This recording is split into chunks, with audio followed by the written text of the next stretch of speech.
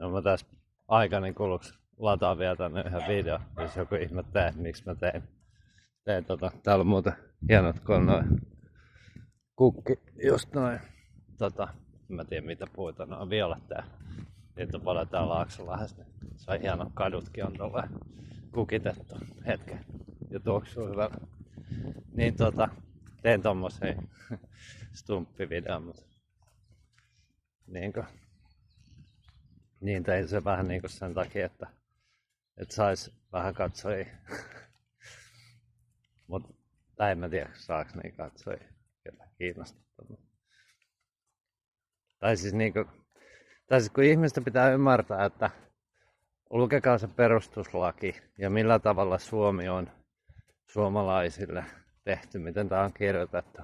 Ja te huomaatte, että te ette pääse melkein ekoja rivejä, niin kun te huomaatte, että se on ihan nonsenssia. Siinä missä te voitte palata Raamattuun ja ottaa ne 10 käskyä ja te huomaatte, että mikä on eka käsky ja te huomaatte, että ei mitään oikeastaan ole tehtykään. Tai sitten kun te tuutte vähän älykkäämmäksi ja huomaatte ja heräätte unesta, niin ei sit paljon muuta olekaan kuin kilpailu siitä, kuka pääsee niitä sääntöjä rikkomaan ja millä tavalla sitten pääsee kostaa, yleensä ne kostaa. Eli se siis meidän historia niin sekaisin. Tai siis, että jos te lukee suomeksi, te luette sitä saksaksi tai te luette sitä englanniksi tai varmaan venäjäksi, niin te huomaattekin, että kun ei se koko vanha maailma, niin eihän silloin ollut mitään kännyköitä, niin siinä on koko ajan niin monta eri sotaa päällekkäin, jotka aina jonkun hallinnoimia, jonkun lähettämiä. Tajutte, että siinä ei ole oikeasti järjen hiventä, sitä ei voi sitä ei kannata edes yrittää ymmärtää ja selvittää. Mut kuitenkin, sit kun te huomaatte, että melkein kaikki riidat, missä niitä kamalimpiakin tai yksinkertaisempiakin sääntöjä vaan rikotaan, niin alkaa jo mitä ihmeellisimmitä vuosita ja mitä ihmeellisimpiä juttuja ja tulkintoja ja näkemyksiä, niin huomaatte, että niiden kautta ei löydä ratkaisua. Ja tämän videon jälkeen mä laitan tämmöisen vähän illuusioista kertovan, niin siinä on semmoinen idea, että miksi mä laitan se on se, että sieltä ei vaan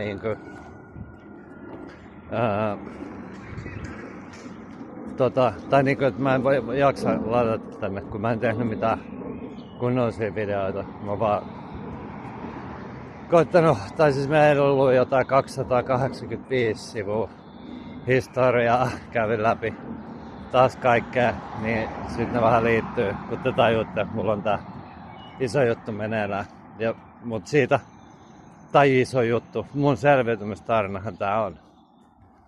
Eli kaikkihan tietää, jotka oikeasti tietää, että mitä vaikka suomalaisille mä oon saanut aikaa. Ja kun te näette, nyt tää stumppi-juttu oli video siitä, että kerrotaan stumppeja, että se on about se, tai pulloja, mutta ei ole löytynyt. Tai en mä olettakaan löytyvä, en mä nyt oo sen takia enää. Mä kannustin muita menee yli festareille tai johonkin. Mut silleen, että ja sillä ei ole mitään merkitystä, kun on Jani Ääskeläinen. Mä näin tossa just vanha naapuri, se muisti hyvin siitä. Nyt tajus heti silleen, mistä on kyse, että jos mun vaari on murhattu 89 ja miten se sitten on lähtenyt menee. Ja sitä, että tavallaan ei ole olemassa. Niin silleen se menee että se on ihan sama oikeastaan tässä nykymaailmassa, kun ihmiset käy töissä, että onko mulla rahaa mun tilillä vai eikö rahaa, ei se ole mikään, se ei vielä ole tietysti lupa käyttää omia rahoja, tajutte. Niin korttimaksuista, niin kaikkiin mahdollisiin siihen, että viimeksi pankissa joku änkytti mulle hyvä kun Suomeen osas. Että no, me vähän täällä katellaan, siellä jotain lempinimiä. Vähän niinku, että mikä mies sä nyt sit oikein ootkaan. Tai vähän niinku, että kun ne on levittänyt yli 10, tai siis ne on ollut vuodesta 89 tai jostain, mistä se onkaan. Ne on levittänyt se, ei ihan siitä, vai just siitä. En mä muista, vittuks mä jaksan mennä mun lapsuutta.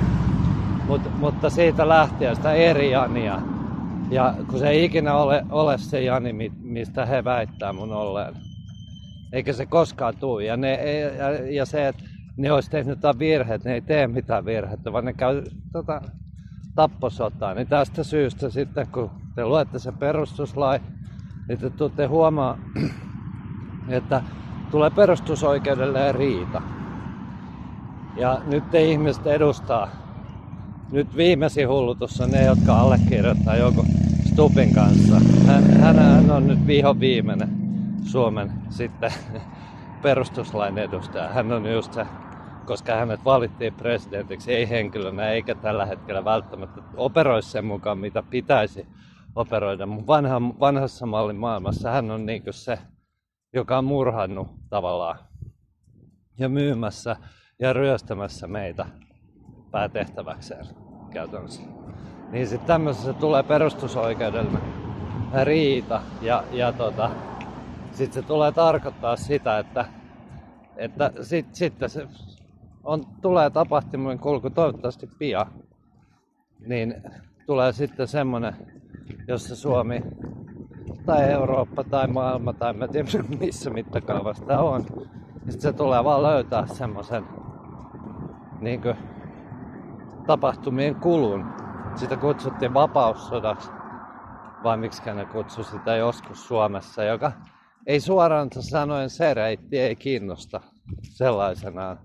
Koska jos sillä voidaan saavuttaa 40 vuotta vähän jotain ja sitten pirstaloitua kupliin ja paeta, niin se ei tule olemaan ratkaisu. Just tajuutta. Joten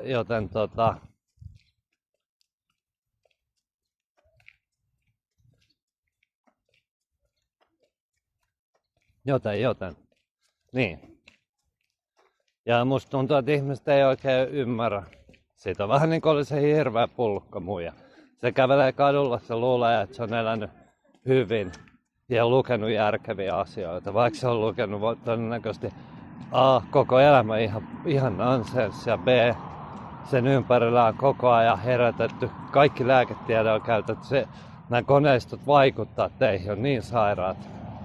Jos jollain niin siitä saadaan vaikka semmoinen tajutta semmoinen, mitä hän nyt näyttää. Vaikka sitten nythän ne on myös, tiedätte, tää Utopia-jengi tappelee täällä hullulailla sen eteen, että me olemme normaaleita. Me olemme kaikki arvot, lääketieteen arvot. Mulla on normaalit. Mulla on optimit. Joka on ihan sairasta. Että täällä mun elämä pystyy olla. Mutta ne on optimit. Ja tosi harvalla ei ole. Ja vaikka ne vittu menee niitä kaiken maailman, tai ne on mennyt niitä jostain siitä, kun niitä nyt 90-luvut viimeistään enemmän hömpötyksiä kirjoitettu, niin ne menee kaikille päin vittuun. Ne menee koko ajan. Mun mummo oli siinä vaiheessa, kun se pyörätyi kaupassa, niin, ja koska sillä katsoi hyvät tulot, niin sillä oli 15 lääkettä ja se oli saamassa 16 lääkkeen. Ja valtaosa sähkösärkyjä koko ajan meidän armeijan tekemiä, tai tämän armeijan, täällä on niin monta Suomen lippua ja porukkaa, niin heidän tekemiä tämmösiä niinkö särkyjuttuja. Eli tekaistu eläke, tekaistu elämä. Ihan samalla kuin se pulluka-elämä tai näiden vastaan tulevia elämä. Se on vaan näyttäytynyt, miten se on näyttäytynyt. Niin siihen liittyen tulee tämän jälkeen uusi video.